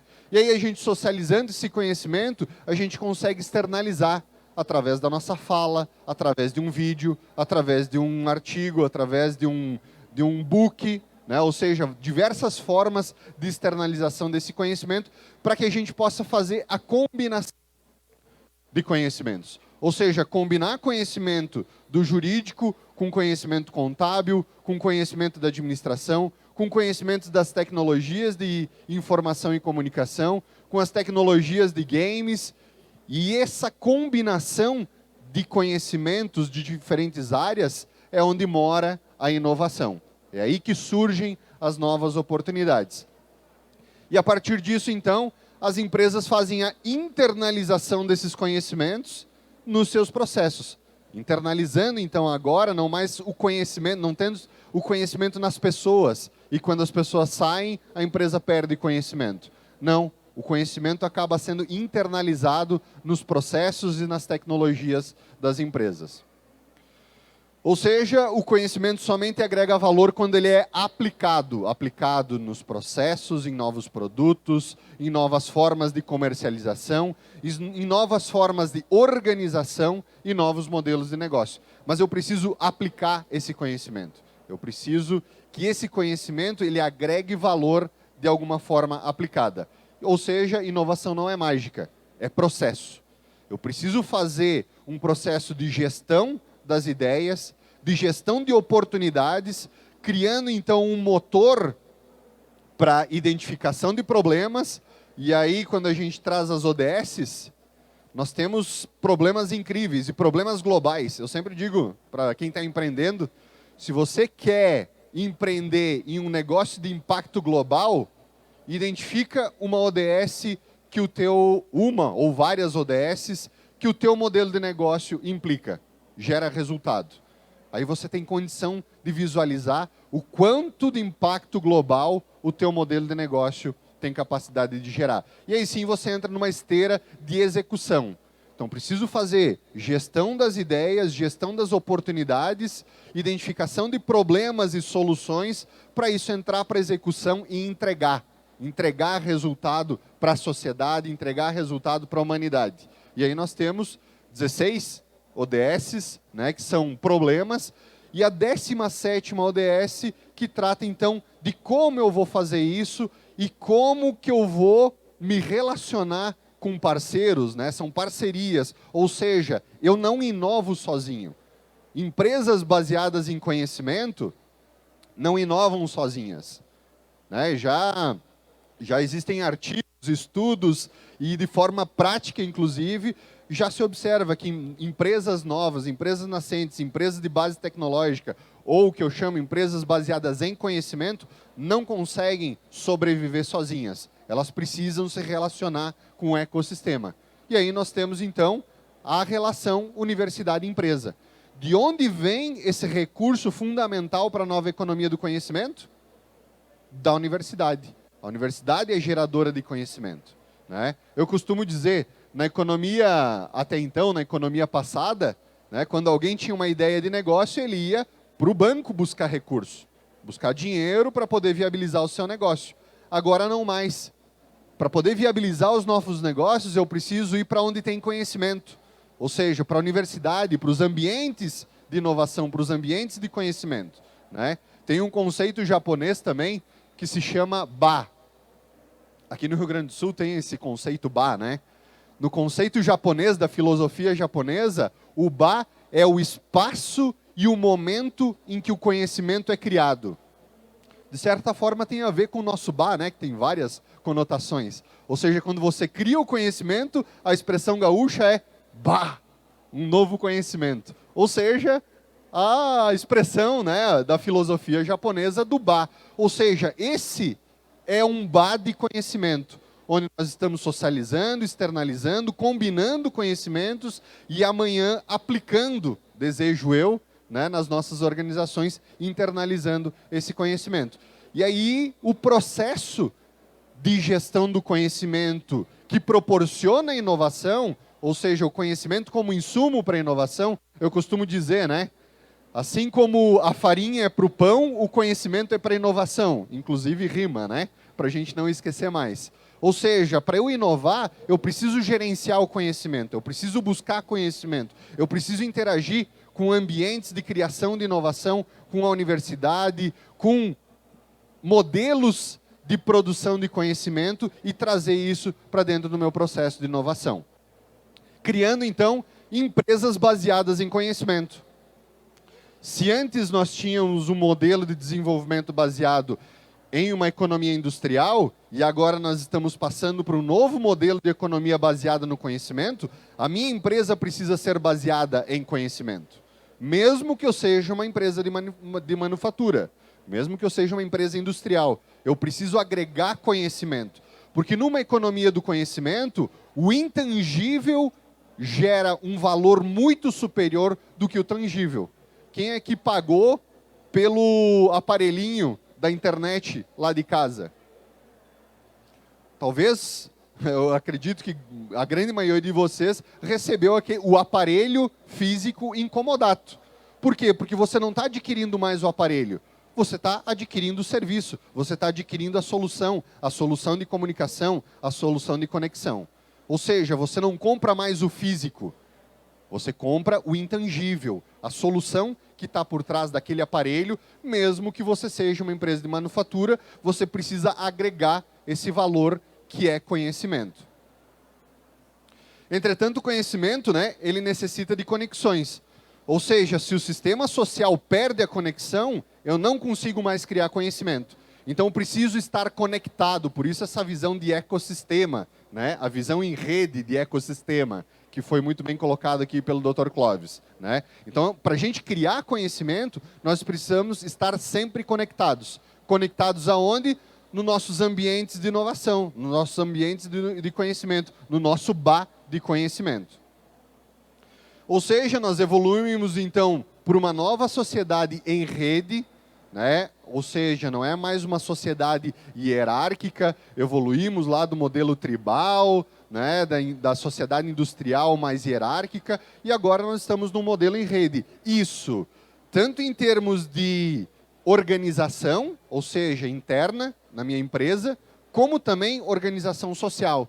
Hoje a gente se conecta com todo mundo de forma independente, né? Então a gente está evoluindo para um modelo de conexão industrial. E aí surge então, né, como modelo, né, para ecossistemas de inovação, para a região, né, para desenvolvimento regional. Primeiro surge, né, todo mundo fala da tríplice hélice hoje, né, ou quádrupla hélice, quíntupla hélice, né? Mas antes disso, teve o triângulo de Sábato. O triângulo de Sábato é o que institui agora, né, para a questão aí de regulação, o Sistema Nacional de Inovação. Ou seja, quais são as regras, quais são as políticas, quais são os regulamentos para manter essa relação academia, governo e indústria. Entretanto, a tríplice hélice não mora nesse triângulo de Sábato. Ele mora nas relações. Ou seja, aonde que a academia e a empresa se conversam, quais são os novos modelos de organização, quais são os novos processos em que academia e empresa se conversam, em que empresa e governo se conversam, em que academia e governo interagem.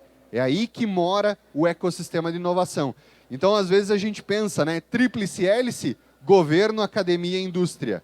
Não, a tríplice hélice está na inter-relação, é naqueles 3 pontos em que esses 3 atores se conversam, se relacionam, e ali surgem novos modelos organizacionais. Por exemplo, um centro de inovação, um parque de ciência e tecnologia, um ambiente de inovação, um coworking, né? Uma incubadora que está na universidade, mas gera empresa, ou que é promovida pelo governo, é sustentada, é viabilizada pelo governo, mas que tem academia e tem empresas. Ou seja, é aí que mora a tríplice hélice de um modelo de desenvolvimento de ecossistemas que gera competitividade regional, ou seja, a competitividade agora não é mais entre as empresas. A competitividade agora é entre regiões, entre países. Né? É aí que mora, então, o desenvolvimento, a competitividade, né, em termos de região, e o desenvolvimento regional. Desenvolvimento regional esse que precisa ser sustentável. Né? Na minha tese de doutorado, né, eu fiz todo um trabalho no ecossistema de Florianópolis, e lá, então, a gente desenvolveu um modelo de governança da quádrupla, olhando, então, para a quádrupla hélice. Baseado, então, numa gestão do conhecimento, dos ativos de conhecimento regionais. Ou seja, como, né, a tentativa aqui do modelo é mostrar essa dinâmica de fluxo de conhecimentos, né, em que no centro nós temos a governança do ecossistema em rede, né, e essa governança do ecossistema em rede proporciona, então, esse compartilhamento, essa socialização de conhecimentos, que é a base para a inovação. Tá? E essa base de inovação, né, o compartilhamento de conhecimento, gera a criação de novos conhecimentos, consequentemente, novos negócios, novos modelos organizacionais, novas formas de desenvolvimento, inclusive o próprio desenvolvimento regional inteligente. O que é o desenvolvimento regional inteligente? É uma nova forma de abordar o desenvolvimento regional, que não é mais um desenvolvimento, aquela dicotomia, né, entre desenvolvimento econômico, desenvolvimento social, desenvolvimento ambiental. Agora o desenvolvimento, ele precisa ser único, ele precisa ser de forma inteligente. Por isso que vem, né, inclusive no próprio programa Inova RS, o modelo de desenvolvimento de estratégia de especialização inteligente. Ou seja, no que a região é boa, quais são os potenciais da região e como que eu posso desenvolver riqueza de maneira sustentável, respeitando, gerando qualidade de vida, gerando desenvolvimento das pessoas e do meio ambiente, junto com o desenvolvimento econômico. Não é mais um em detrimento do outro, mas é a gente pensar de uma maneira conjunta e sistêmica. E aí a gente precisa também pensar em novos modelos de governança, ou seja, como que esses atores que estão no centro vão olhar esses atores, né, numa espécie de mapeamento dos atores, mas enxergando como que eles se conectam, porque é nessa conexão que mora a criação do conhecimento e a inovação. E aí foi desenvolvido um modelo na minha tese, né, de análise de redes, e no ano passado, em conjunto com o pessoal Inova, do Inova RS, a gente fez um pequeno exercício de mapeamento dos atores e das suas conexões. A gente identificou, então, 454 atores, só no âmbito do Inova RS, com 776 conexões, ou seja, eu me relacionando com o fulano se relacionando comigo, né, o fulano se relacionando com o ciclano, ou seja, as pessoas se relacionando e as organizações se relacionando. Nós chegamos numa densidade de rede de 0,08. O diâmetro de rede significa que a pessoa mais afastada, mais desconectada da rede, com a outra pessoa na ponta mais afastada da rede, a gente precisa percorrer 9 conexões. Ou seja, se eu sou a pessoa mais afastada, eu preciso entrar em contato com uma pessoa, essa pessoa vai entrar em contato com uma segunda, e assim por diante. Ou seja, para eu conectar uma ponta a outra, eu preciso me conectar com 9 pessoas. E o comprimento médio, então, é mais ou menos 4 pessoas. Isso representa o quê? O quanto que aquela rede é densa, o quanto que aquela rede é conectada. E aqui a gente faz uma representação da rede, mostrando quais são essas comunidades. Como que as pessoas que estão, né, aquelas 454 pessoas, como que aquelas 776 conexões se conectam entre si. E aí a gente consegue gerar e enxergar as comunidades dentro do ecossistema. Ou seja, são conexões de interesse comum, né? E a gente pode ver que as comunidades se conectam entre elas. Ou seja, é o pessoal da comunidade lá da universidade se conectando com o pessoal da indústria, porque aqui no meio tem algumas pessoas ou algumas organizações que fazem essa interação. Ou seja, é aquele modelo tríplice hélice, numa visão de quádrupla hélice, incluindo a sociedade organizada, mostrando que há esses atores e essas organizações que fazem essa interação. Entretanto, porém, contudo, nós temos uma comunidade que está desconectada de todo esse ecossistema. O que nós fizemos com isso? Tomamos uma decisão, tomamos uma ação. Isso é como se fosse um balanço patrimonial, né? Ou seja, qual é o resultado que nós temos nesse momento de análise, que ações nós precisamos fazer para tornar essa rede mais conectada, ou seja, para que ela colabore mais entre os seus atores e que busque essas comunidades que estão mais afastadas para tornar a rede mais coesa. Ou seja, que ela possa colaborar, que os atores possam colaborar mais entre si. E tem também uma questão socioespacial, né?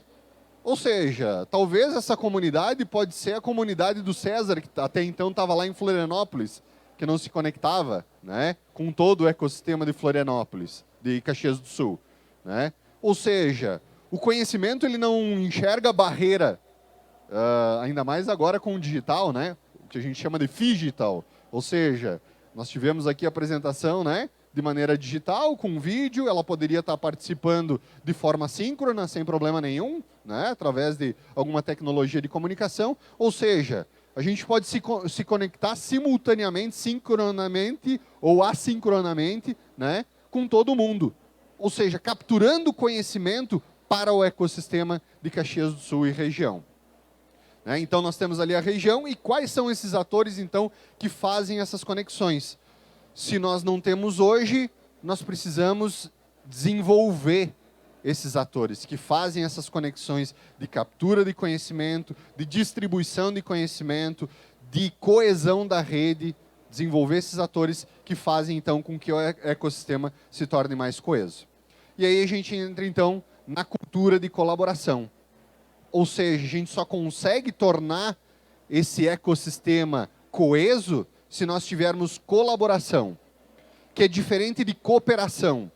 Tem uma diferença enorme aqui entre cooperação e colaboração, né? Muitas vezes lá na universidade, né, nós assinamos os acordos de cooperação, mas a gente não colabora.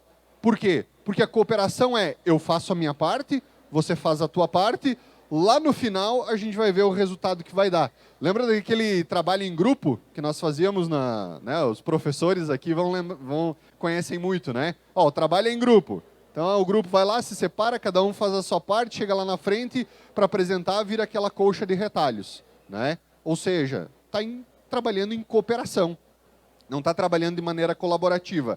A ideia aqui das duas imagens é justamente mostrar essa diferença de um grupo trabalhando em colaboração, ou seja, de maneira propositiva, interagindo, trocando conhecimento, trocando experiências, em prol de um objetivo em comum. Ou seja, se um falhar, a gente não chega no nosso resultado. Então, todo mundo precisa estar engajado nesse objetivo em comum. Enquanto que o grupo, né, em cooperação, cada um trabalha fazendo a sua atividade, e lá no final, inclusive, se o resultado não alcançar, eu vou tentar encontrar os culpados, né? Isso não é colaboração.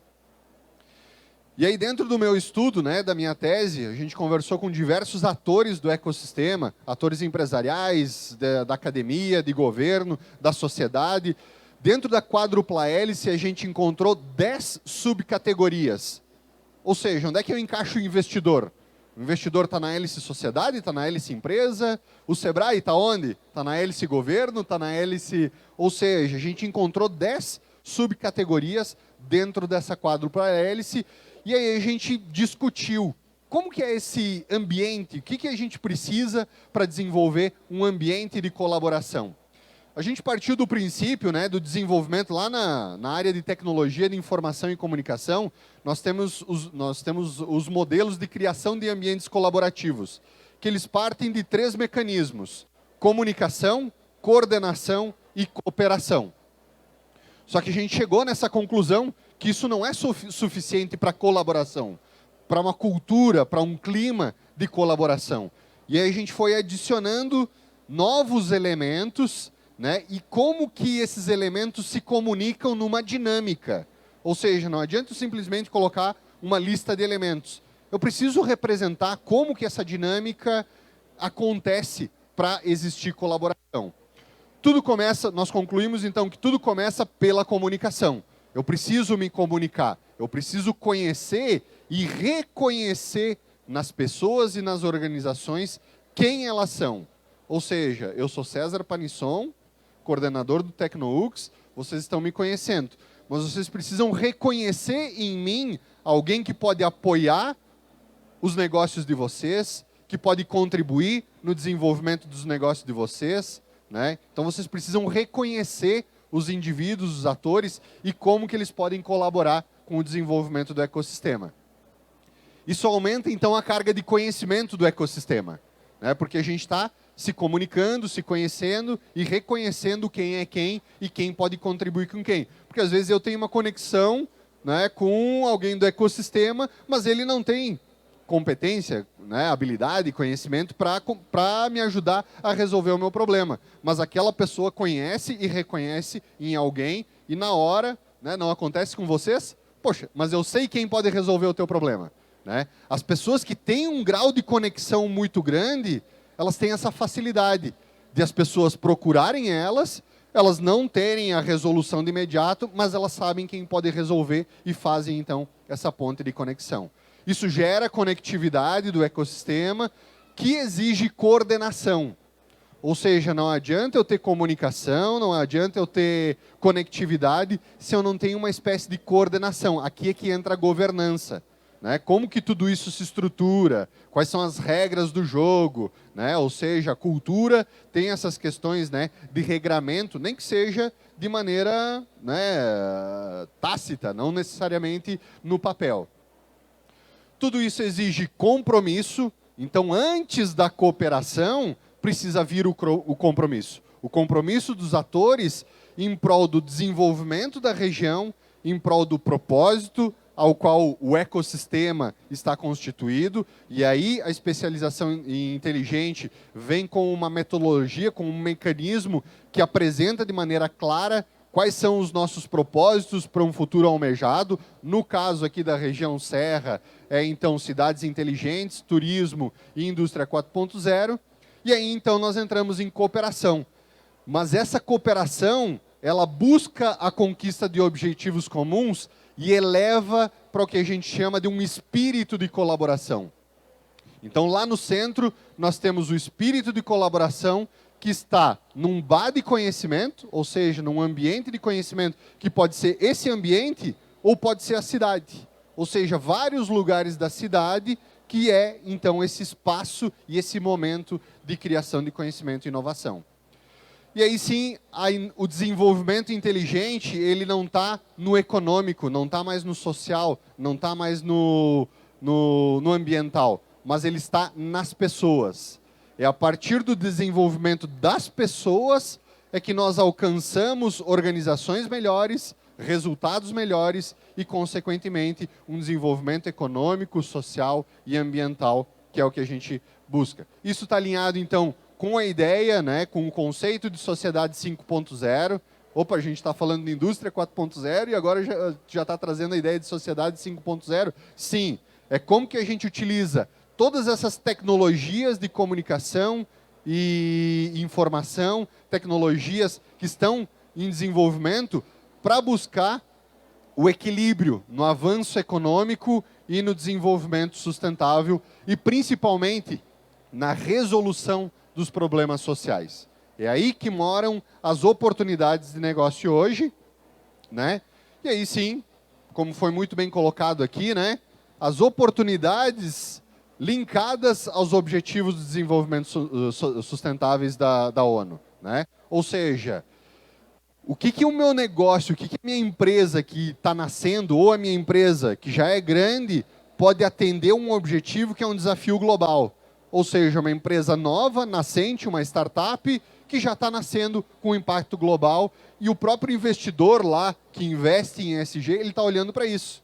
Ou seja, uma empresa que está nascendo pequenininha, mas que tem uma capacidade de decolar muito rápida, porque já está olhando para um problema que é global. Se ela resolve se ela tem capacidade de execução para resolver esse problema local, prototipar de maneira rápida, ser ágil para entregar, certamente, se a gente der condições de capital, de estrutura, de relacionamento, de conexões, ela tem condições de decolar de uma maneira muito rápida e, consequentemente, fazer o meu capital investido crescer de maneira extraordinária. Muito obrigado pela atenção de vocês, fico à disposição.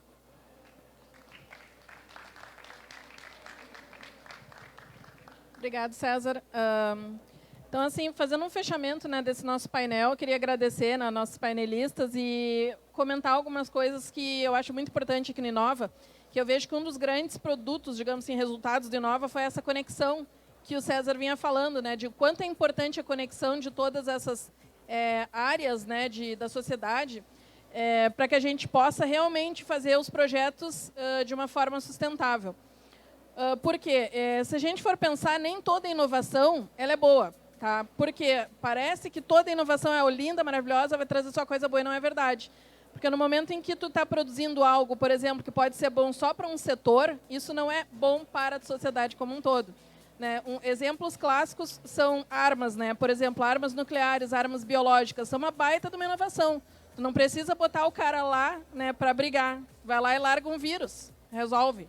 É uma inovação, mas não é boa para ninguém. Então, nem toda inovação é boa. Quando a gente fala também, por exemplo, de carros elétricos, né? Carro elétrico é muito bom, dependendo da fonte da onde vem a energia elétrica. Porque se eu vou botar um carro elétrico andar numa matriz energética em que eu estou queimando carvão, não é bom, é pior. Então, tudo tem que ter uma gama de pessoas envolvidas nos projetos, não apenas de uma área, né? A gente precisa, como o César falou, tem que ter indústria, mas tem que ter academia envolvida, tem que ter a sociedade civil organizada, né? Um exemplo, como tu falou, da automação, né? Nós temos aqui o projeto dentro do Inova, da Indústria 4.0. E quando se fala em Indústria 4.0, uma coisa que vem muito forte é a questão da automação. E aí vem a pergunta, nós estamos numa cidade industrializada, que a automação é um caminho sem volta, tá? E o que tu faz com essa população que trabalha nesses lugares que vão acabar reduzindo, né, esses cargos? Bom, aí vem a importância da rede dentro do Inova, de perceber essa necessidade e de trabalhar em outras frentes, trabalhar em educação, trabalhar em formação tecnológica, para que essas pessoas que daqui a pouco vão perder a vaga para a automação tenham a capacidade técnica de absorver em outras vagas, né? Que consigam se manter no mercado. Então, não é só a indústria 4.0, tem toda uma parte de educação tecnológica que existe a preocupação dentro do programa, tá? E a sustentabilidade também ambiental, a gente também tem um cuidado também social e ambiental importante em todos os projetos, né? Então, vou dar um outro exemplo que é importante se a gente fala em combustíveis, né? Ah, os combustíveis fósseis são um problema, todo mundo sabe. Vamos apostar no biodiesel. Sim, é legal apostar no biodiesel, mas no momento em que eu deixar de plantar alimento para plantar soja ou qualquer outra oleaginosa para mim produzir biodiesel, eu estou impactando diretamente a sociedade. Eu vou estar reduzindo o fornecimento de alimentos.